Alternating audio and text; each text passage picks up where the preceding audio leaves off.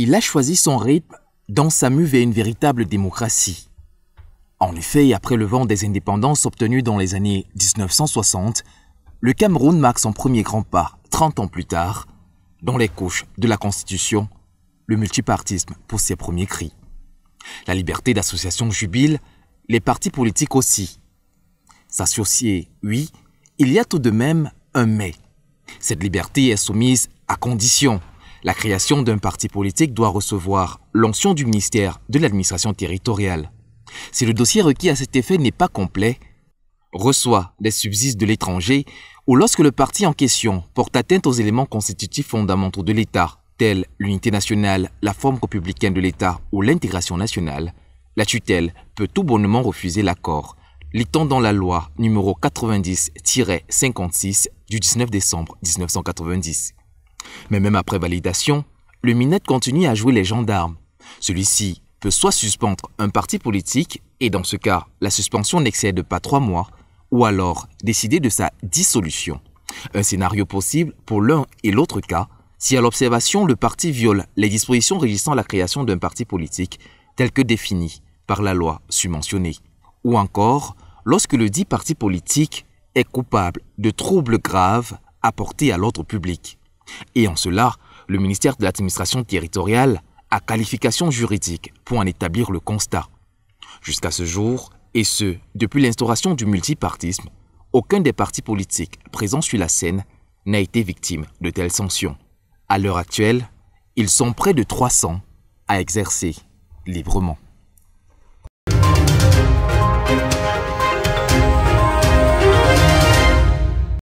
C'est désormais un bras de fer qui oppose la fédération de section de l'UNDP dans le Mayo-Rei et son leader du parti, Bello Bouba Maïgari. Pomme de discorde, la participation ou non du démembrement de Mayo-Rei aux prochaines élections régionales. Dans cette déclaration écrite et signée par le président des sections Madingring, Rei Bouba, Tcholirei et Touboro, les responsables disent d'une seule voix ne pas prendre part aux élections du 6 décembre prochain. Nous ne sommes pas prêts pour aller élire les conseillers régionaux. Décidons à l'unanimité de ne pas prendre part à ces élections du 6 décembre 2020. Non, retorque le président en indiquant tout de même la voix. Nous allons participer à ces élections parce que d'abord l'UNDP depuis 1992 a toujours préféré cette voie-là.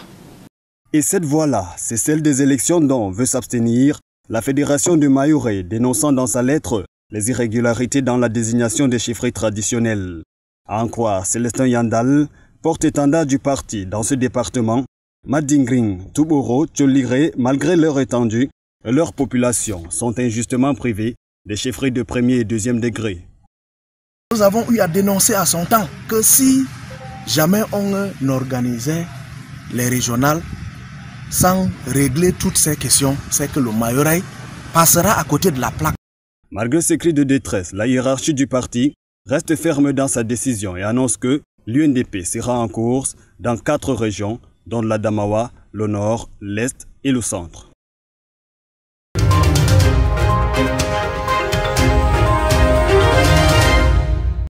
Des cartables, des gourdes, des cahiers, autant d'accessoires aujourd'hui qui bondent le marché au Cameroun et à Douala en particulier. C'est donc un signe annonciateur de la rentrée scolaire. Une rentrée qui s'annonce différente car, chez certains commerçants détaillant des fournitures scolaires, la vente n'est pas comme habituellement. Déjà, comme vous constatez, la mouvance, il n'y en a pas. Et nous attendons les clients. La rentrée sera dans 1 semaine.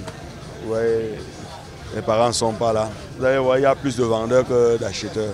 Si de ce côté, le ton est donné aux plaintes, de l'autre côté, il est donné à l'expression d'un sentiment de satisfaction car pour cet autre détaillant, les ventes se déroulent merveilleusement.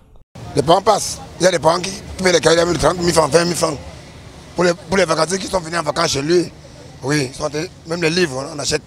Entre le premier et le second, le client, celui-ci trouve son compte. Voilà, on est au niveau de la boulangerie, la librairie pour qu'on s'acquiert des articles dont on a besoin. Bien qu'il faudrait souligner et préciser aux jeunes que cela relève d'un gros sacrifice. On s'est privé de beaucoup de choses pour essayer de donner le peu qu'on peut avoir. Ce n'est pas qu'on en a pour qu'on puisse satisfaire les enfants. À une semaine de la rentrée scolaire pour le compte de l'année 2020-2021, prévue pour la date du 5 octobre 2020, rappelons que depuis l'avènement de la pandémie à coronavirus, le système éducatif camerounais a connu de nombreuses mutations. La réduction des effectifs à 50 élèves par salle de classe qui impose un système d'enseignement en 2 temps. Un système qui a pour conséquence la hausse des prix pour la pension scolaire dans les établissements privés. Une chose décriée par les parents.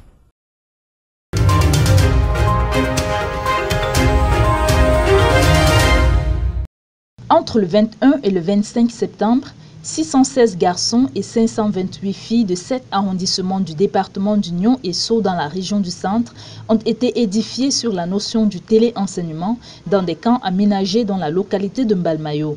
Au regard du contexte sanitaire délicat du fait de la pandémie de Covid-19, les campistes ont été préparés à cette nouvelle forme d'éducation. J'ai appris comment utiliser l'ordinateur,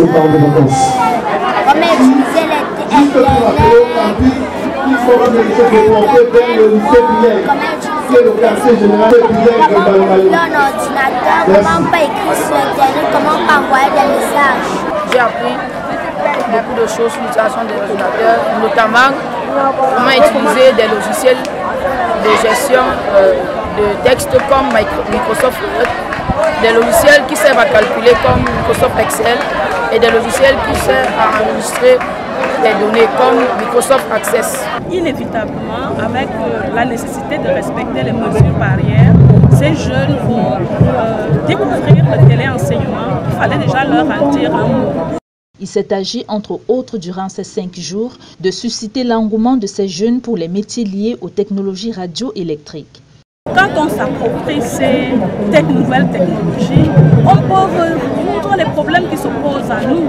Et mon sentiment est un sentiment de joie et de satisfaction parce que je vois la joie de ces jeunes. Ceux qui sont venus des coins éloignés, qui n'avaient jamais vu un ordinateur, nous sommes convaincus qu'un déclic s'est opéré dans leur cerveau et ils vont comprendre qu'ils ont à leur possession un outil qui pourra leur permettre de s'assurer un avenir meilleur et être, comme nous l'ont chanté, des boss pour le Cameroun de demain. Comme pour les précédentes éditions, les camps de vacances TIC sont financés par le ministère des Postes et Télécommunications avec le concours de plusieurs partenaires publics et privés. Il s'agit d'un programme de vulgarisation des TIC auprès de la jeunesse rurale et semi-rurale. L'initiative a pour objet non seulement d'encourager et de développer l'apprentissage des TIC, mais aussi d'en promouvoir une utilisation responsable.